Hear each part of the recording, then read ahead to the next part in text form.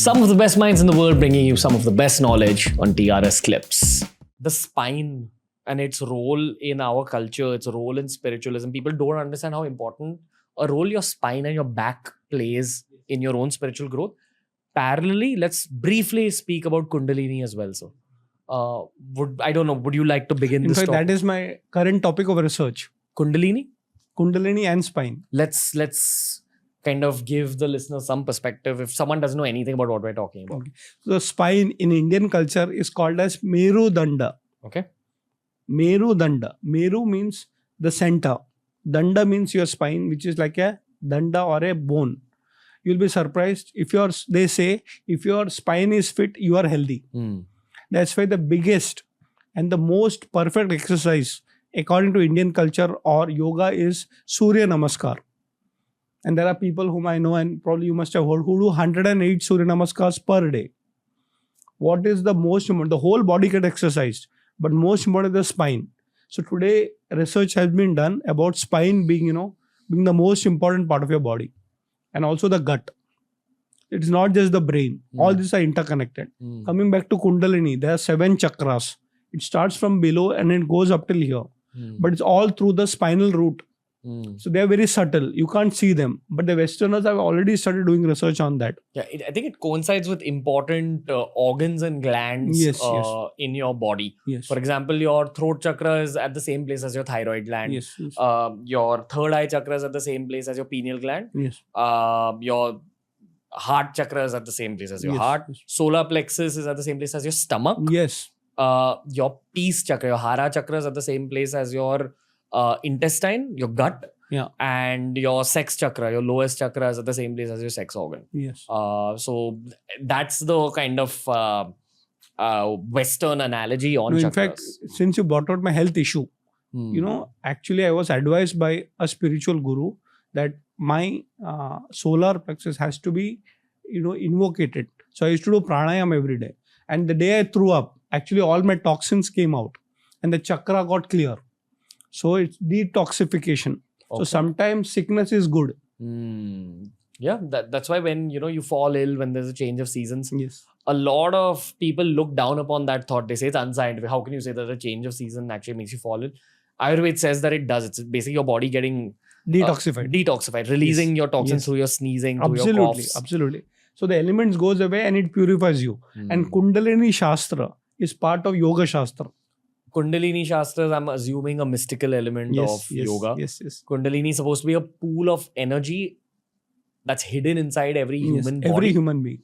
And they say that at the moment of moksha, at the moment you achieve nirvana, your Kundalini rises through your spine and joins with your third eye chakra, your Ajna chakra. Yeah. And that's kind of the next human form. Like when we think that we have reached a final state of evolution, there is one more stage. But I want to tell you a story about this. I know of a highly evolved management guru. Okay. And he was in Gujarat. Very great motivational speaker he was. And one day he was dead. So when the wife went to him immediately in the morning, he was lying dead. She called the doctor. So the doctor analyzed it and he is no more. But the analysis given from a Western standpoint was that, he had a brain hemorrhage. But the wife did not accept it, saying that, now I know the reason of his death. So the wife was telling me, actually one yogi had told him when he was alive that you will get moksha and you will die in a spiritual state of mind.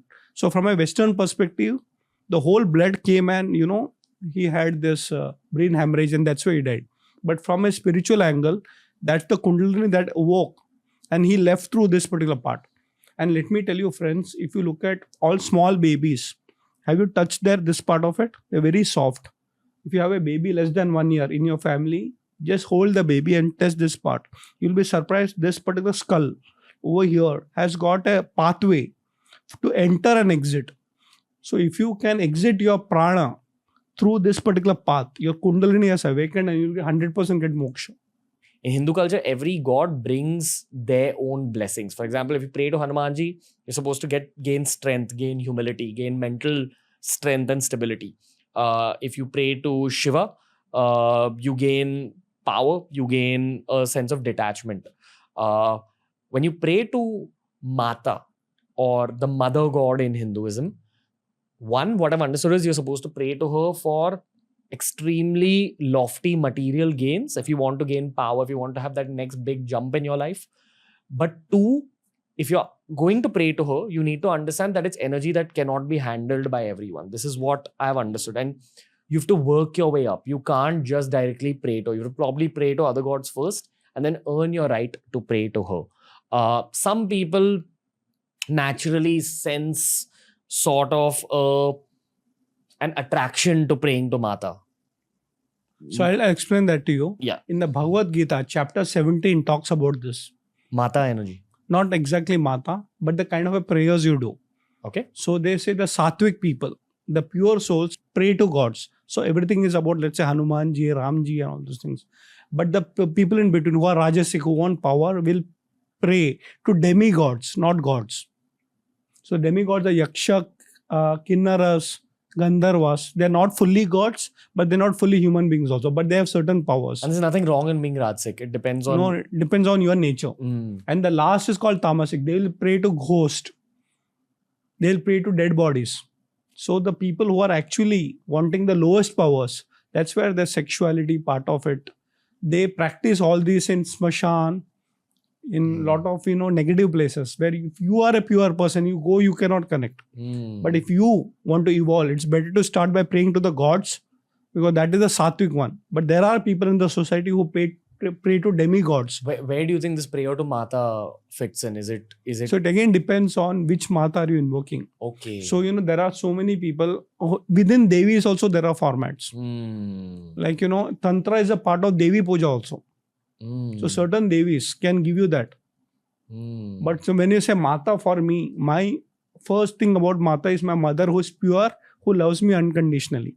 What is the element of your own parents in Hindu culture? And that's what I love about India, that it celebrates parenthood so much, which is why we don't leave our very parents. Clear. In fact, we are talking about Vedas.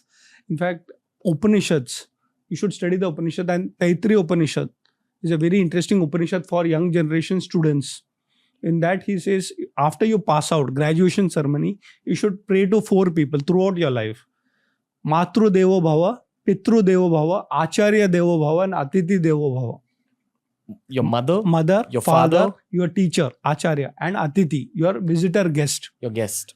Today everybody wants to go to meet somebody only after taking an appointment. But if somebody comes and rings the bell, you don't like it. Why have you come? But he may be coming in a god's format, or a god may be coming in his format.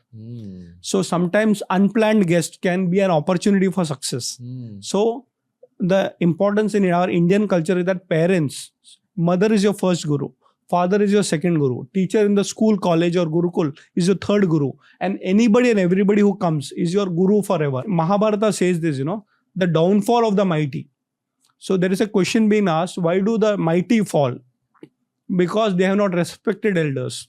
And if you respect elders, a common man can also become a billionaire or a successful person. Thanks for watching. Make sure you check out the entire episode and also check out this playlist that we've curated just for you.